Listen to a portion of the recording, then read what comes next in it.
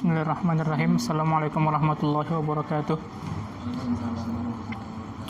Bismillah walhamdulillah wassalatu wassalamu ala rasulillah sayyidina wa maulana Muhammad ibn Abdullah wa ala alihi wa sahbihi wa man tabi'ahu wa nasarahu wa walah, la hawla wa la quwwata illa billah. Rabbi shrah li sadri wa yassir li amri wa hlul 'uqdatam min lisani yafqahu qawli. Rabbi shrah li sadri wa yassir li amri wa hlul 'uqdatam min lisani yafqahu qawli. Rabbi shrah li sadri wa yassir li amri bi jahi sayyidina Muhammadin sallallahu alaihi wasallam. Ila hadratin Nabiyil Mustafa Rasulullah sallallahu alaihi wasallam. Al-Fatihah. A'udzubillahi minasyaitonir rajim.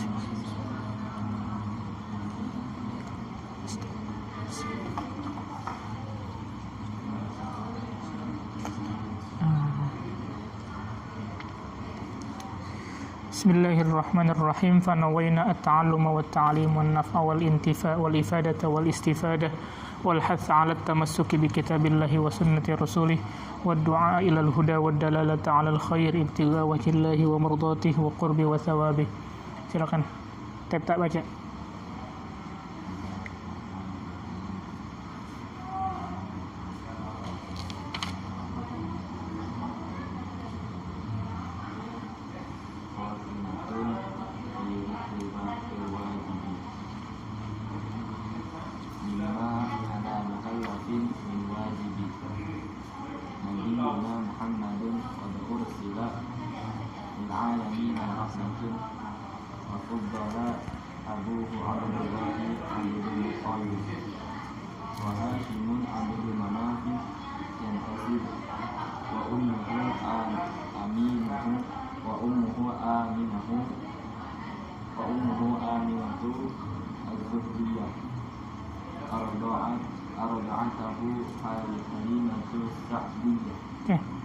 Qala al-mu'allif rahimahullahu ta'ala wa dama an-nafa bihi wa bi barakati 'ulumihi wa bikum fid dharain amin. Qala khatimatun fi dzikri baqil wajibi.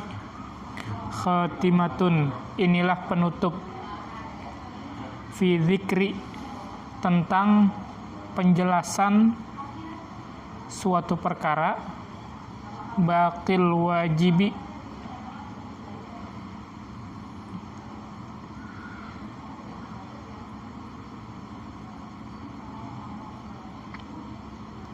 yang harus diyakini, mimma ala mukallafin min wajibi, dari setiap orang-orang yang mukallaf. Apa mukallaf? Mukallaf apa tahu mukallaf?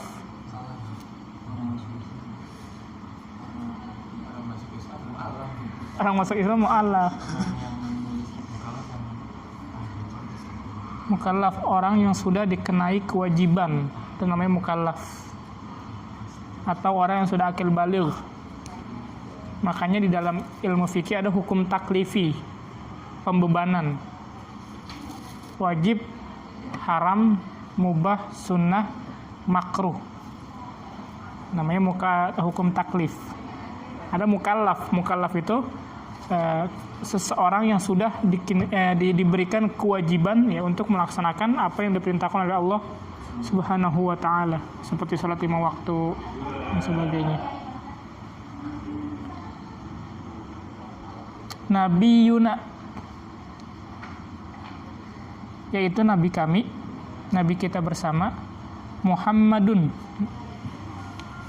namanya Nabi Muhammad. Qad ursila, yang sungguh telah diutus, lil alamina, bagi seluruh alam, rahmatan, sebagai rahmat, wa fuddila, dan karunia.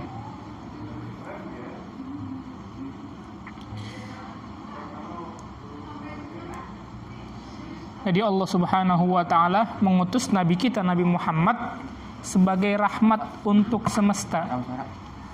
Sebagai rahmat untuk semesta. Waalaikumsalam. Dan anugerah untuk orang-orang yang beriman. Harus tahu tuh Nabi Muhammad silsilahnya. Muhammad bin Abdullah bin Abdul Muttalib bin Hashim bin Abdi Manaf bin Qusay bin Kilab bin Murrah bin Ka'ab bin Lu'ay bin Ghalib bin Fihr bin Malik bin Nadar bin Kinanah bin Khuzaimah bin Mudrikah bin Ilyas bin Mudar bin Nizar bin Ma'ad bin Adnan. Kalau lanjut ke atas itu bin Uddad bin Muqawwam bin Nahur bin Tayrah bin Ya'rub bin Yashub bin Nabat bin Nabi Ismail alaihissalam bin Nabi Ibrahim alaihissalam. Jadi Nabi Muhammad itu ke atas itu ketemu Nabi Ismail, Nabi Ibrahim.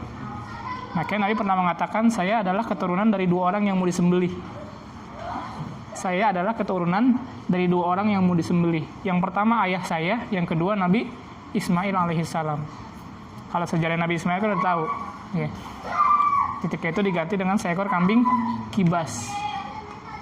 Satu lagi ayahnya Nabi, Abdullah. Karena pada saat itu sebelum Nabi lahir, kan Abdul Muttalib punya 10 orang anak. Salah satunya adalah Abdullah, ayahnya Rasul. Maka dulu air Zam-Zam ditimbun. Sumur Zam-Zam itu ditimbun sama suku Jurhum. Orang-orang Jurhum menimbun sumur Zam-Zam. Hingga kakeknya Nabi, Abdul Muttalib, bermimpi. Beliau bermimpi, di dalam mimpinya ada burung lagi masukin tanah. Mimpi pertama, paling ini cuma mimpi, hiasan tidur doang. Mimpi kedua sama mimpi pertama, burung masukin tanah. Hari ketiga sama. Akhirnya kakeknya Nabi ini, Abdul Muttalib, penasaran, mendatangi tempat di mana ia 3 hari bermimpi. Dan tempatnya sama apa yang ada di dalam mimpinya. Ketika ia datang ke tempat tersebut, benar yang ia lihat persis seperti di dalam mimpinya. Ada burung lagi masukin tanah. Berarti ini mimpi, bukan hanya kebetulan saja. Ini tanda-tanda. Ya. Kemudian kata Abdul Muttalib, ini kalau dalam saya gali akan memancar air, maka saya akan bernazar, salah satu dari putra saya akan saya sembelih. Nazarnya Abdul Muttalib. Benar, ketika dicangkul keluar mata air, namanya air Zam-Zam. Dulu sebelumnya udah ada, tapi ditutup, ditimbun, kemudian memancar lagi. Makanya salah satu Mekah menjadi tempat pusat perdagangan karena di situ ada sumur Zam-Zam. Karena pada saat itu gersang tempatnya. Kemudian tutup nih, yang itu nih, tutup. Kemudian setelah nazarnya Abdul Muttalib sebutkan, kalau ini saya gali keluar mata air, maka saya akan sembelih salah satu putra saya. Dan benar keluar mata air. Pasti kan nazar harus ditunaikan. Di sini Abdul Muttalib galau. Ya, galaunya kenapa? Seorang ayah mana tega nyembelih anaknya sendiri. Persis banget kisahnya kayak Nabi Ibrahim alaihissalam. Cuma kan Nabi Ibrahim bermimpi, menyembelih putranya Nabi Ismail. Kata Nabi Ismail, laksanakanlah, itu perintah Allah. Tapi di sini Abdul Muttalib bernazar. Kemudian dikumpulin 10 orang anak, diceritakan begini, dan anaknya setuju semua. Akhirnya diundi. Undian pertama keluar nama Abdullah. Undian kedua Abdullah lagi. Undian ketiga Abdullah lagi. Seterusnya Abdullah. Bahkan pada saat itu petinggi-petinggi Quraisy yang ada di Mekah, karena kan Abdul Muthalib itu kan tokoh, kalau di kampung itu kiainya, itu menasehati Abdul Muthalib, apa benar ente mau laksanain nazar ente juga? Apa benar ente mau laksanain nazar ente juga? Ini bahaya loh. Kalau nazar dituntaskan, maka bisa jadi orang-orang lain akan nurutin ente.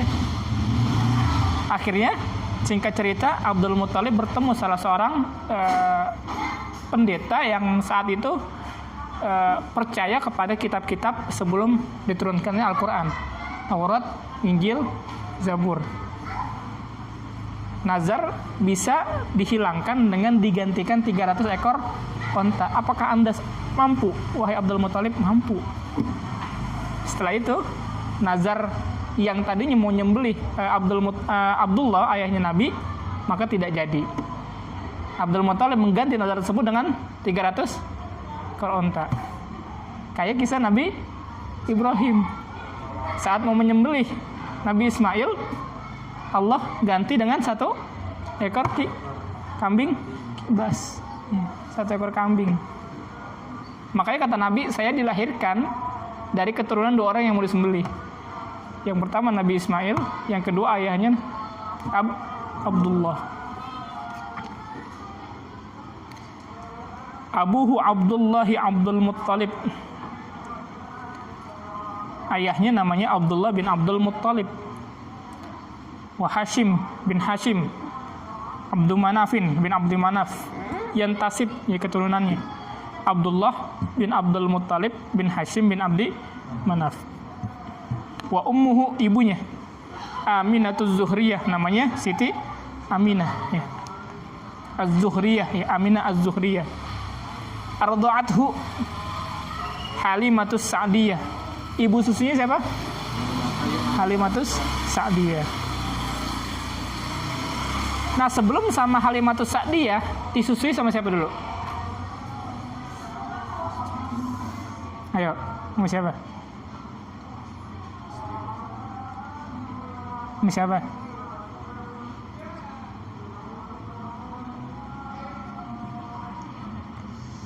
Ini siapa? Dia yang tahu? Ini sejarah nih. Setelah Sayyidatuna Aminah melahirkan Rasulullah, sebelum Halimatus Sa'diyah ada yang menyusui duluan. Sebelum Halimah siapa? Namanya Suwaibatul Aslamiyah. Budaknya Abu Lahab. Suwaibatul Aslamiyah. Jadi diriwayatkan ada yang meriwayatkan Nabi disusui sama ibunya Sayyidatuna Aminah itu, ada yang bilang 3 hari, ada yang mengatakan 7 hari, ada yang mengatakan 9 hari. Setelah itu disusui sama Suwaibatul Aslamiyah, hanya beberapa hari saja. Setelah disusui sama Suwaibatul Aslamiyah, kemudian disusui lagi oleh Halimatus Sa'diyah.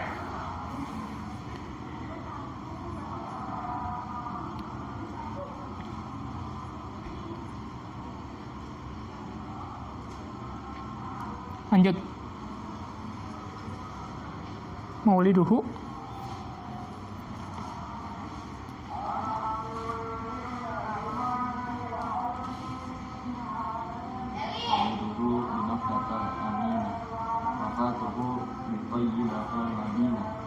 Terus atanna qabla al-wahyi arba'ina wa umruhu qad jawazat sittina.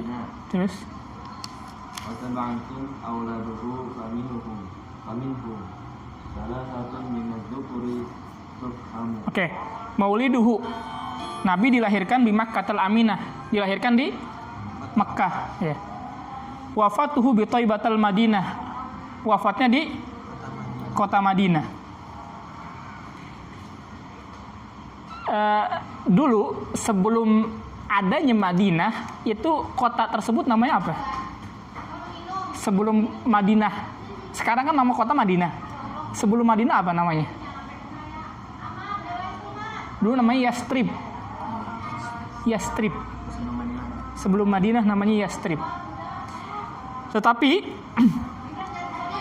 kemarin saya dapat ilmu juga tuh dari Al-Habib Ahmad bin Jindan saat beliau menerangkan tentang Isra Mi'raj. Dulu itu kan yang namain Madinah Nabi. Yang namain Madinah itu Nabi. Kan dulunya Yastrib. Tapi malaikat Jibril mengatakan bukan Yastrib, bukan Madinah.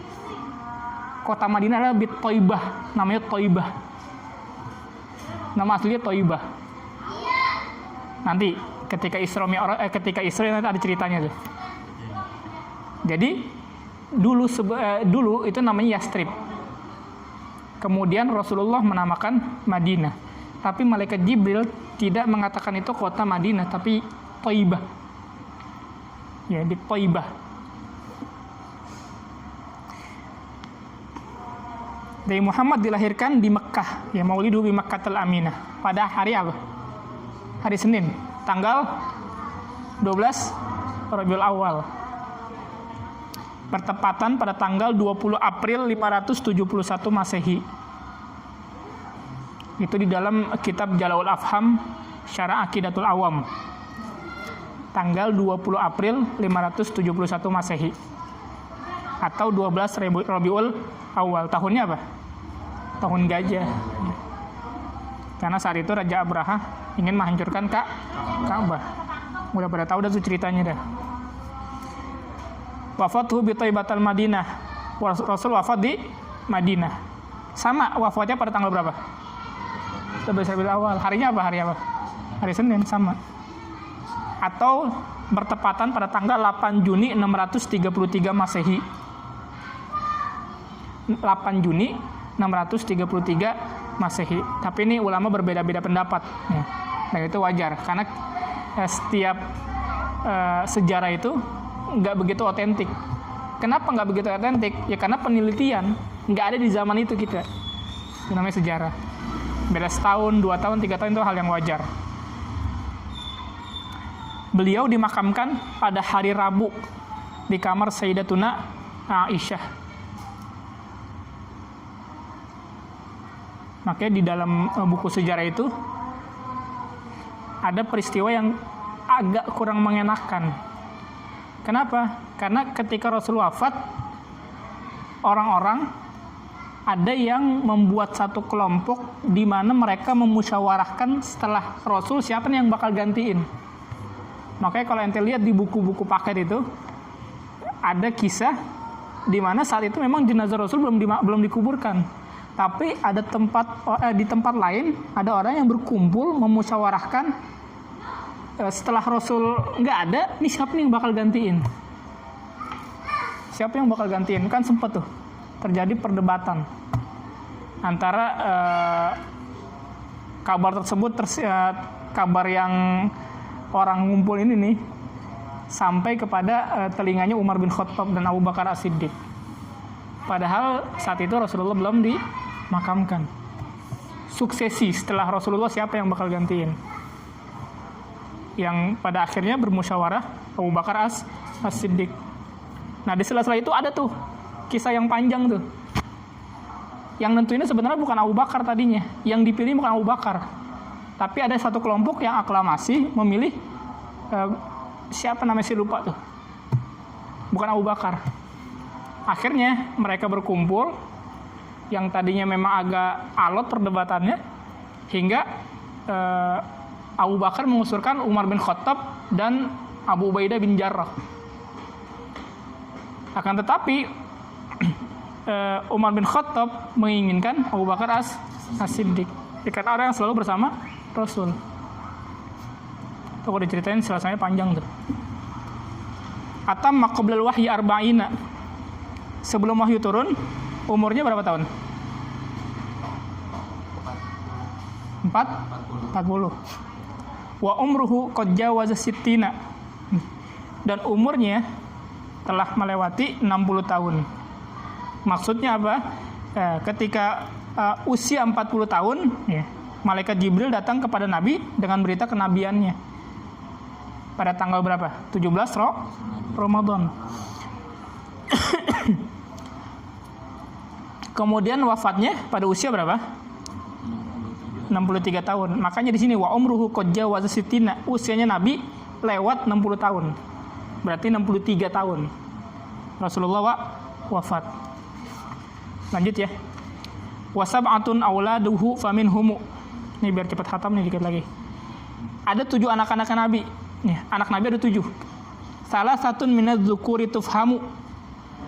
3 anak laki-laki. Nih. Ya 3 anak laki-laki, 4 anak perempuan. Qasim wa Abdullahi wa huwa tayyibu. Wa tahirun bidzaini dza yulaqabu. Qasim yang pertama Qasim. Wa Abdullah yang kedua Abdullah wa huwa tayyibu. Ya. Mereka keduanya berbudi pekerti yang baik dan suci. Ya wa tahir suci. Bidzaini dza yulaqabu. Ya, dengan kedua hal ini ya mereka berdua mendapatkan gelar At-Tayyib wa Tahir, orang baik, orang yang suci. Qasim dan Abdullah. Kemudian satu lagi namanya Atahu Ibrahimu. Anaknya Ibrahim. Min Sariyah, dari budak perempuan. Fa ummuhu Mariyatul Qibtiyah, ibunya namanya Maryah Al-Qibtiyah. Jadi Ibrahim itu dari istrinya Nabi, budak perempuan namanya Maryah Al-Qibtiyah. Mariyatul Qibtiyah. Qibti.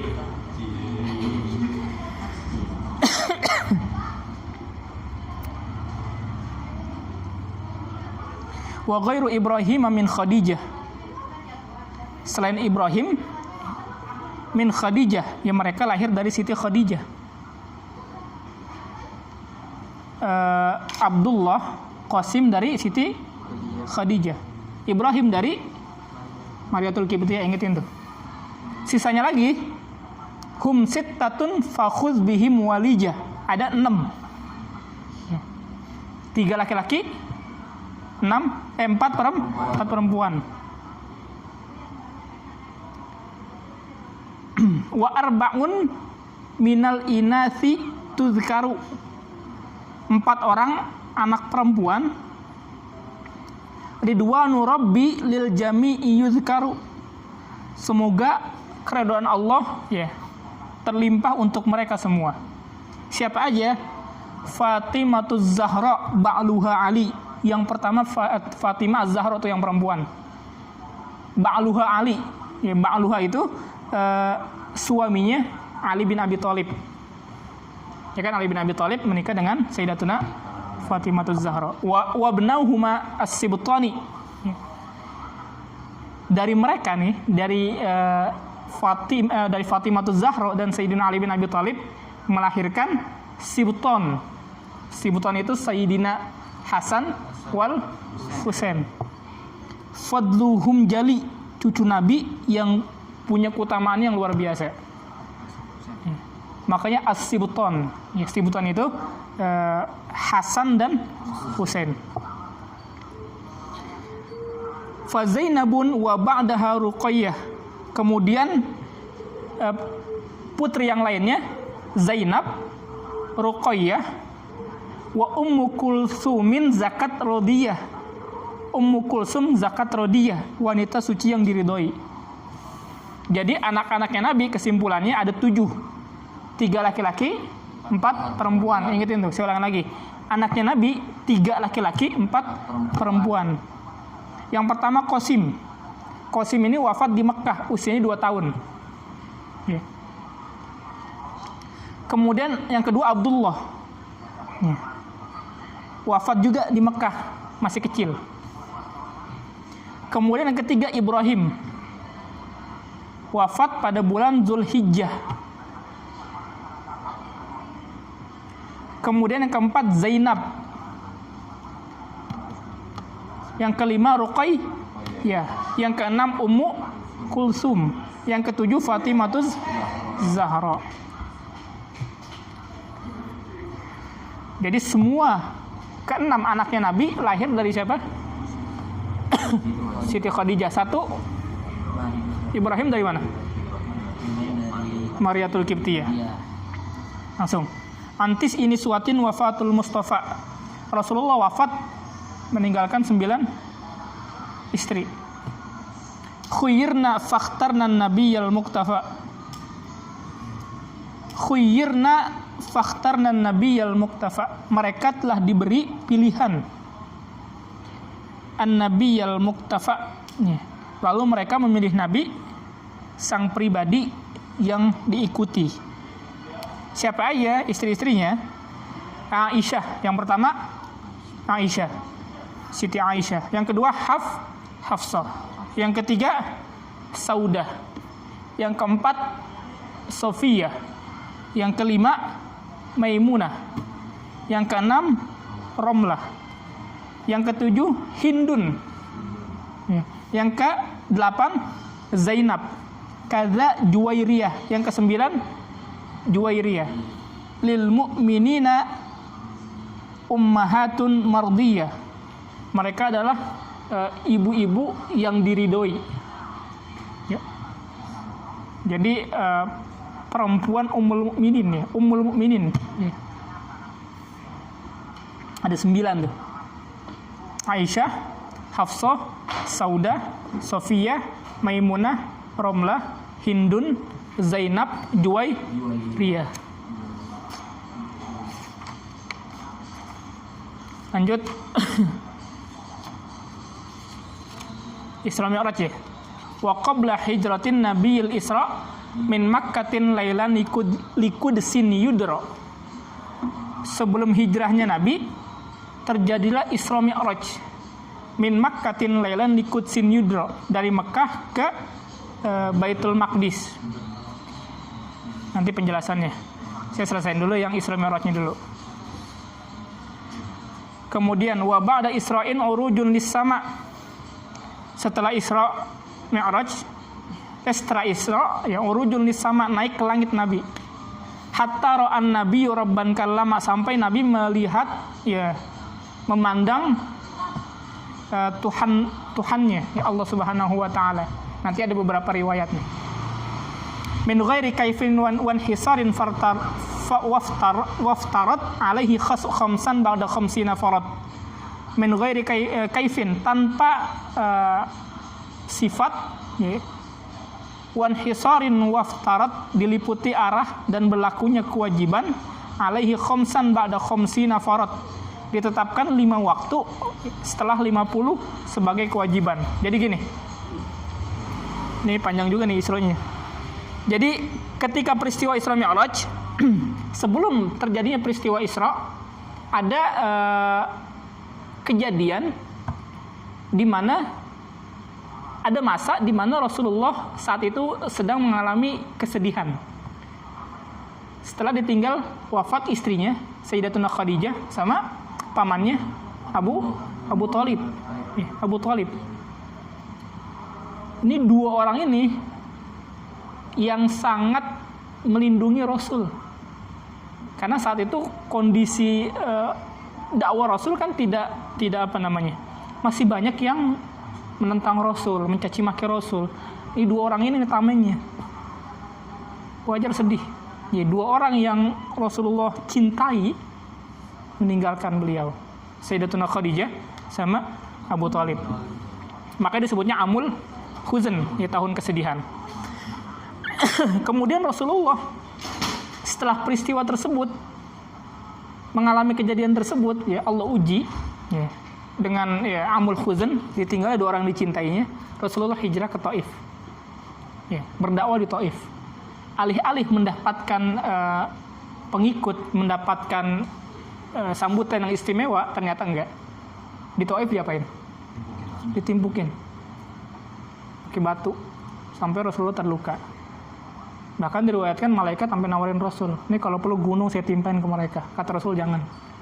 Ya kalau mereka sekarang enggak beriman mereka, ya maka kelak keturunan mereka yang akan beriman. Kan luar biasa akhlaknya Rasul. Wa innaka la'ala khuluqin azim. Ini di dalam Al-Qur'an tuh. Engkau wahai Rasul sangat berbudi pekerti yang luar biasa, yang luhur. Iya kenapa? Ditimpain pakai batu, pakai berdarah. Kalau orang marah, ya balas lagi dah. Ya. Rasul enggak, tahan. Ya. Kalau perlu gunung nih saya timpain. Itu luar biasanya Rasul. Maka setelah peristiwa tersebut, Allah Subhanahu wa taala memberikan hadiah yang luar biasa. Mukjizat yang luar biasa, yaitu peristiwa Isra Mi'raj pada tanggal berapa? 27 Rajab. Ya. Subhanalladzi asra bi 'abdihi lailan. Ya. Di malam hari, makanya lailan, bukan al-lail. Ya. Kalau lailan itu kan nakirah, sebagian malam. Enggak semalaman, enggak ya sehari semalam, sebagian malam. Makanya diriwayatkan itu sepertiga malam, berarti kan menjelang subuh. Ada beberapa pendapat, ya. Ada yang mengatakan Rasulullah dengan ruhnya, ada yang mengatakan dengan ruh dan jasad. Yang dengan ruh yang mengatakan itu ya Sayyidatuna Aisyah, istrinya Nabi, mengatakan Nabi Isra Mi'raj dengan ruhnya saja. Tetapi Ibnu Abbas meriwayatkan mengatakan itu, dan sebagian dan kesepakatan para ulama itu mengatakan Rasulullah Isra Mi'raj dengan ruh dan dengan jasad. Bahkan seorang ulama yang masyhur yang belum lama syahid, namanya di negara konflik tuh, saya lupa tuh namanya, yang syahid ketika ngajar ditembak apa dibom itu, saya lupa namanya, siapa ya?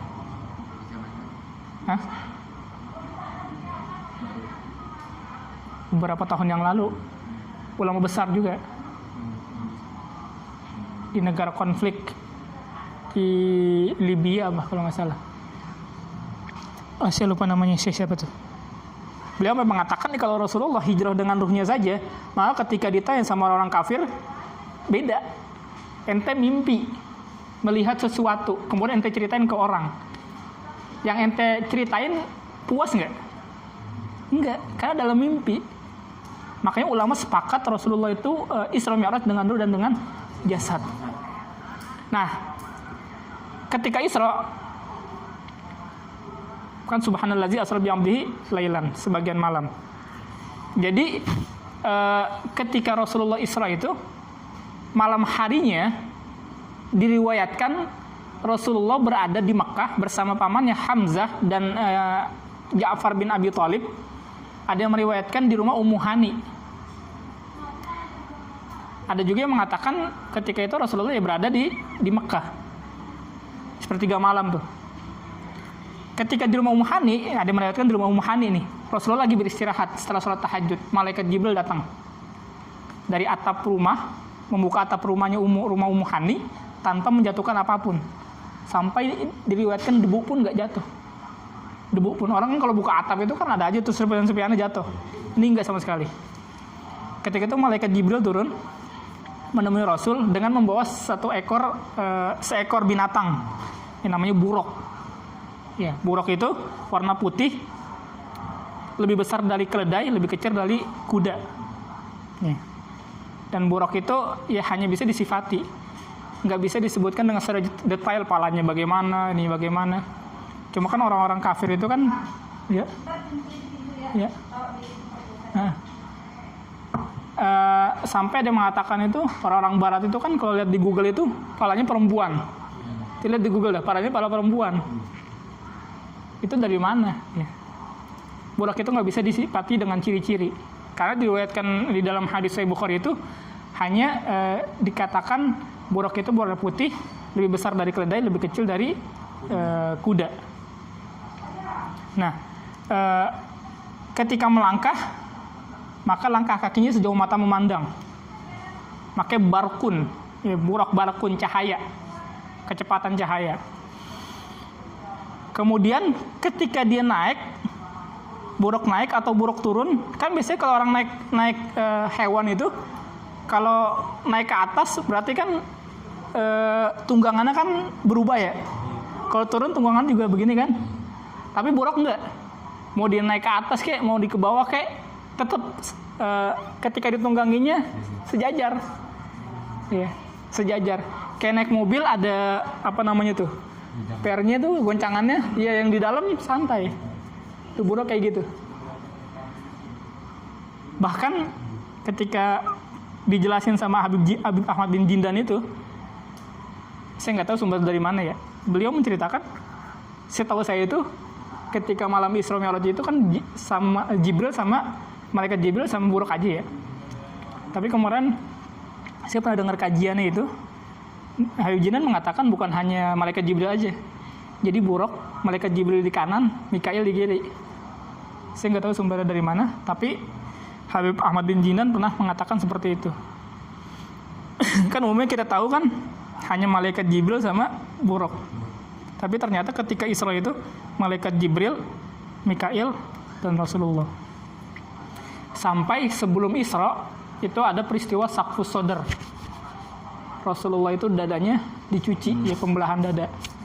Nah ketika usia berapa tahun tuh? 4 tahun sama Halimatus Sa'diyah lagi main di lapangan. Kemudian anaknya Halimatus Sa'diyah itu ketakutan, ngadu sama ibunya, Rasulullah dibelah dadanya. Ibunya nggak percaya, dia masih anak-anak. Ya. Tapi ada peristiwa-peristiwa yang aneh ketika Halimatus Sa'diyah merawat Rasul. Makanya hanya beberapa nggak begitu lama ketika dia sama Halimatus Sa'diyah langsung dipulangin ke ibunya, Siti Aminah. Kenapa? Karena Halimatus Sa'diyah mendapati peristiwa yang memang berbeda dari anak-anak yang lain ketika diasuh. Nah ya ketika mengasuh Rasulullah kan ternaknya kan pada kurus-kurus. Tapi ketika Rasulullah dirawat Halimatus Sa'diyah merawat Rasul, langsung ternaknya ya susu semua, ya makmur semua dah, subur. Maka saat itu diserahkan lagi. Yaitu usia 4 tahun proses Saqfus Sodr, dadanya dibelah, dicuci. Kemudian pada usia 10 tahun beranjak remaja. Kemudian ketiga ketika diutus Nabi dan Rasul. Yang keempat peristiwa Isra Mi'raj, Saqfus Sodr. Jadi hatinya Nabi, ya, jiwanya dicuci dengan air Zam-Zam agar melihat peristiwa-peristiwa yang luar biasa saat Isra Mi'raj itu, ya Rasulullah udah siap. Nah, ketika Isra itu nggak langsung ke Masjidil Haram. Kan di Al-Qur'an dijelaskan subhanallazi asra bi 'abdihi lailan minal Masjidil Haram ilal Masjidil Aqsa. Dikit lagi nih. Dari Masjidil Haram ke Masjidil Aqsa kan dijelasin gitu ya. Tapi nggak ke situ, nggak langsung ke Masjidil Aqsa. Di situ ada hikmah yang luar biasa yang bisa diambil. Kenapa nggak langsung ke Masjidil Aqsa? Kan buruk begitu cepat. Jarak antara Masjidil Haram ke Masjidil Aqsa aja, kalau naik pesawat 2 jam. Naik pesawat 2 jam. Jaraknya 1239 km. 1239 km. Ini bukan jarak antar kota, antar negara. Masjidil Haram di Mekah, Masjidil Aqsa di Palestina. Kalau secara teknologi, maka kalau naik pesawat terbang 2 jam. Ini kan belum ada apa-apa. Naik hewan binatang aja itu bisa sebulan. Sebulan sampai pulang ke Mekah lagi sebulan, 2 bulan. Ini nggak semalaman, sebagian malam, ya. Sepertiga malam. Nah, ketika Isra itu Rasulullah diajak sama malaikat Jibril ke Mekah dulu, ke Yastrib. Yastrib dulunya Yastrib. Maka ketika Jibril mengajak Rasulullah, bilangnya bukan ke Yastrib, tapi ke Thaibah. Thaibah itu Yastrib, yang Rasulullah ketika sampai di situ itu Madinah. Dinamakan Madinah, kota Madinah. Apa kata ketika sampai di Yastrib? Rasulullah bilang ke malaikat Jibril, wahai malaikat Jibril, ini tempat apa? Ini tempat di mana kelak nanti ente akan hijrah ke situ. Makanya peristiwa Isra Mi'raj 1 tahun atau 2 tahun sebelum Rasulullah hijrah ke Madinah. Jadi ketika Isra itu malaikat Jibril udah ngasih tahu Rasul. Kan peristiwa Isra sebelum 1 tahun atau 2 tahun sebelum hijrahnya Rasul ke Madinah. Nah ketika Isra diajak sama malaikat Jibril ke Yastrib di Thaibah, ya Thaibah itu Madinah. Nabi nanya, oh, wahai malaikat Jibril, ini tempat apa? Kata malaikat Jibril, ente sholat 2 rakaat di situ. Nabi sholat 2 rakaat. Jibril menjelaskan, ini kelak nih tempat di mana ente bakal hijrah ke Madinah. Makanya setelah peristiwa Isra Mi'raj, beberapa tahun kemudian hijrah ke Madinah. Jadi Rasulullah udah tahu duluan, dikasih tahu malaikat Jibril, kelak nih ente hijrah ke Madinah. Nah setelah dari Madinah, Rasulullah ke Bukit Tursina, Bukit Tursina, di mana Nabi Musa itu mendapatkan wahyu dari Allah. Wa kallamallahu Musa taklima. Bukit Tursina. Setelah dari Bukit Tursina, mampir lagi ke Syam. Ke Syam. Dulu Al-Aqsa itu tanah disebutnya Syam, ya, negeri Syam. Turun di tempat Bethlehem. Bethlehem itu tempat di mana Nabi Isa dilahirkan. Tempat di mana Nabi Isa dilahirkan. Jadi nggak langsung ke Masjidil Aqsa. Nah, dari Bethlehem baru ke Masjidil Aqsa. Ini maksudnya apa? Perjalanan ziarah. Makanya orang kalau katakan ziarah bid'ah, ya salah. Ketika Isra itu Rasulullah diajak ziarah dulu, ya. Madinah, kemudian ke Tursina, tempat dulu Nabi Musa mendapatkan wahyu dari Allah. Allah berbicara kepada Nabi Musa di Bukit Tursina. Lanjut ke Bethlehem, tempat di mana Nabi Isa dilahirkan, ya. Tempat suci itu tiga tempat itu tempat suci. Baru ke Masjidil Aqsa. Kenapa nggak langsung dari Masjidil Haram ke Masjidil Aqsa? Kan di Al-Quran begitu, dari Masjidil Haram ke Masjidil Aqsa. Lah terus tempat-tempat ini kenapa dikunjungin? Seharusnya kan enak, tinggal langsung ke sana aja. Itu adalah bagian dari hikmah ziarah ke 3 tempat dulu, tempat suci, ya, ziarah ke tempat kelak Nabi hijrah ke Madinah, kemudian tempatnya Nabi Musa, kemudian tempatnya Nabi Isa, lanjut ke Masjidil Aqsa. Sampai Masjidil Aqsa itu Rasulullah bertemu dengan para anbiya, semua para nabi, ya Allah Subhanahu wa taala yang berikan anugerah. Di situ semua para nabi berkumpul. Nah, sebelum sholat itu semua para nabi berbaris. Mau sholat berbaris dulu. Belum berani siapa yang maju jadi imam. Kenapa nggak ada yang berani? Karena ini para nabi, ini semua jagoan semua. Nabi Adam jagoan, ya, Adam ini semua nabi itu jagoan semua. Kemudian nabi pun, ya Rasulullah pun nggak berani untuk maju ke depan juga, nunggu perintah. Ini dari semua jagoan nih, siapa yang jadi imam. Kemudian Allah Subhanahu wa taala memerintahkan malaikat Jibril bisikin Rasul, tarik Rasul menjadi imam. Maka luar biasa kita umatnya Rasul, ya, semua jagoan. Maka sampai Nabi pun saat mau sholat itu kan harus ada imam, kan jamaah. Maka nunggu perintah dulu, nih siapa nih yang bakal jadi imam. Akhirnya Allah Subhanahu wa taala memerintahkan kepada malaikat Jibril, tarik Rasulullah biar jadi imam.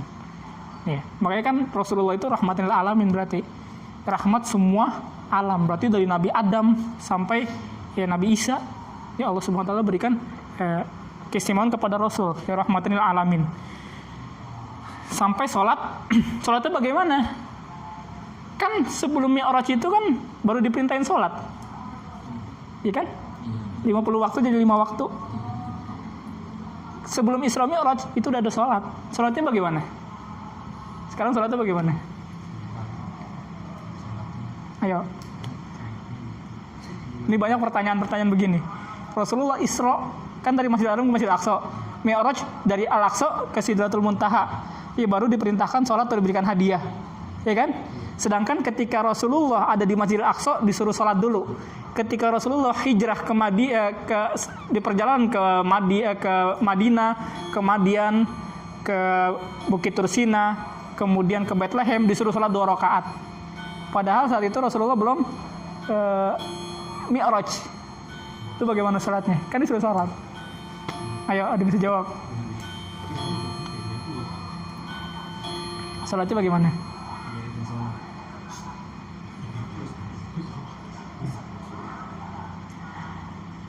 sebelum Allah memerintahkan Rasulullah untuk sholat 5 waktu dari 50 sampai 5, sebenarnya gerakan sholatnya sama seperti gerakan sholat yang kita lakukan. Bagaimana?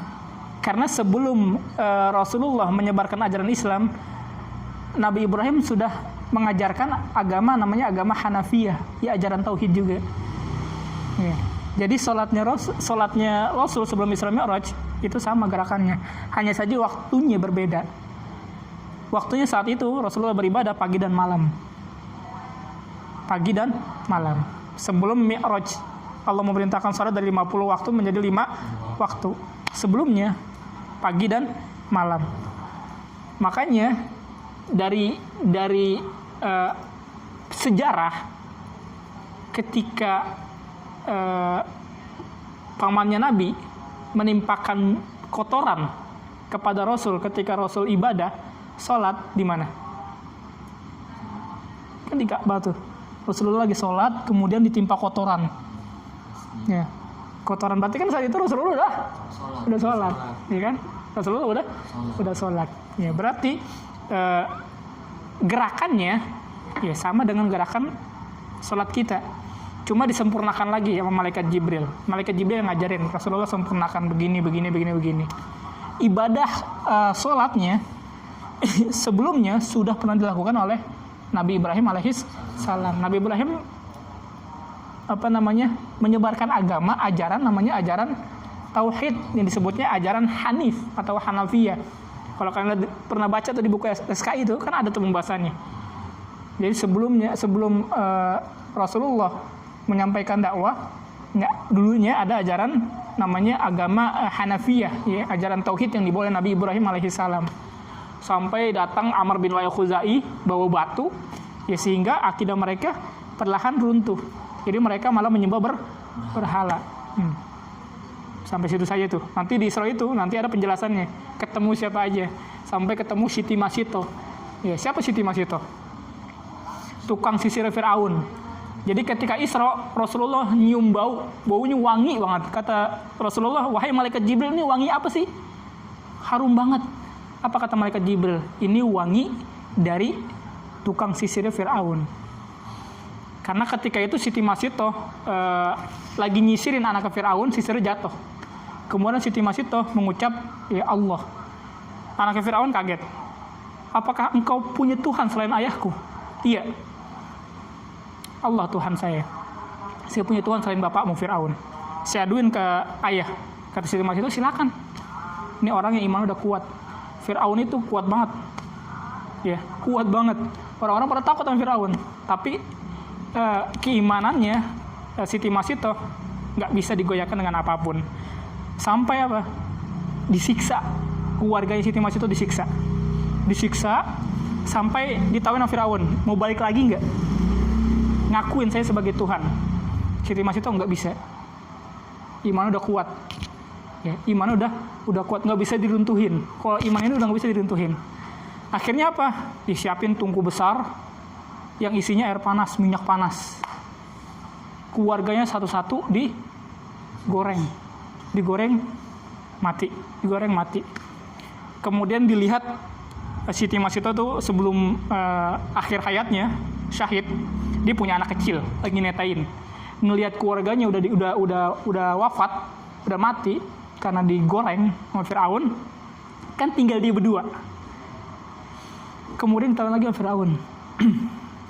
Tetap Siti Masito berada dalam agamanya Islam, ya, tauhid Allah Subhanahu wa taala. Ya, agamanya agama tauhid. Ya kan dulu belum ada Islam kan ya, agama tauhid. Tetap ditawarin. Mengakui tetap saya Tuhan engkau. Masito enggak bisa. Saya punya Tuhan. Allah Subhanahu wa taala. Murka Firaun. Sampai Allah Subhanahu wa taala berikan mukjizat yang luar biasa. Ini anak yang masih nyusuin bisa bicara. Makanya dalam aspek sejarah itu ada 4 kalau nggak salah. Saya lupa tuh yang 2-nya lagi. Ketika itu kan Nabi Isa alaihissalam, ya saat Siti Maryam dicecar berbagai pertanyaan, ente punya anak dari mana? Padahal kan ente nggak punya suami. Kan Maryam kan orang suci. Ya, Siti Maryam orang suci, punya anak tanpa ayah. Tapi dia orang suci. Maka Nabi Isa ketika itu masih bayi bisa bicara. Nah yang kedua, saat anaknya Siti Masito ketika mau dicuburin, Siti Masito anaknya bisa ngomong, wahai Siti Masito, wahai ibuku, ini siksaan di dunia ya masih ringan. Siksaan di dunia masih ringan. Siksaan di akhirat luar biasa beratnya, berkali-kali lipat daripada siksaan di dunia. Ini belum ada apa-apanya. Kata anak tersebut. Maka dari situ Allah Subhanahu wa taala berikan mukjizat yang luar biasa. Anak yang masih menyusui bisa bicara. Akhirnya Siti Masito ya, akhir hayatnya itu syahid, mempertahankan ajaran agama tauhid. Sampai Allah Subhanahu wa taala berikan nama ya, tukang sisir Firaun itu jadi terkenal, jadi harum. Makanya kan di Isra itu Nabi nyium bau harum. Wahai Jibril, ini harumnya harum siapa ini? Ini adalah tukang sisir Firaun. Padahal saat itu posisinya kan rendah, tukang sisir. Kalau sekarang kan istilahnya pembantu. Pembantu Allah berikan namanya harum sepanjang perjalanan zaman sampai hari kiamat. Itu pembantunya, ya, pembantunya Firaun yang dulunya belum ada nggak ada apa-apanya, ya, sepele, ya, rendahan kan, tukang sisir. Allah Subhanahu wa taala berikan kemuliaan sampai hari kiamat, namanya tetap harum. Makanya ada orang berikan nama Siti Masito, itu tukang sisirnya Firaun yang mempertahankan ajaran tauhid. Allah berikan namanya harum sampai akhir hayat, sampai hari kiamat, akhir zaman. Sedangkan Firaun yang dulunya mengaku sebagai Tuhan, ada sekarang yang punya anak bernama Firaun? Nggak ada. Kan luar biasanya tuh Allah Subhanahu wa taala mengharumkan nama hambanya. Begitu luar biasa Allah Subhanahu wa taala mengharumkan nama hambanya. Allah memberikan derajat yang luar biasa kepada Siti Masito yang dulunya tukang sisir, nggak ada apa-apanya, kemudian syahid mempertahankan agama ajaran tauhid. Maka Allah Subhanahu wa taala harumkan namanya sampai akhir zaman, sampai Nabi pun mencium bau harumnya. Nanya malaikat Jibril, ini harumnya harum apa ini, luar biasa harumnya. Kata malaikat Jibril, wahai Rasul, ini Masito, tukang sisir Firaun yang mempertahankan agama ajaran tauhid. Maka namanya luar biasa harum. Sampai sekarang ada namanya Masito. Dulu Firaun orang paling kuat, bertahun-tahun, berabad-abad. Orang nggak ada yang berani sama Firaun. Paling kuat. Ada yang nggak ada yang berani sama Firaun. Mengaku sebagai Tuhan, tapi namanya sama Allah redup, hina sampai sekarang. Padahal dulunya aku sebagai Tuhan. Itu luar biasa kekuasaan Allah Subhanahu wa taala. Da wallahu alam bis-shawab. Al-Fatihah.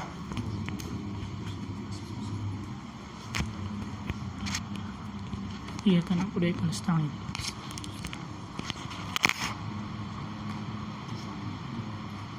Kedua kafaratul majlis. Bismillahirrahmanirrahim. Subhanallahumma wa bihamdika asyhadu an la ilaha illa anta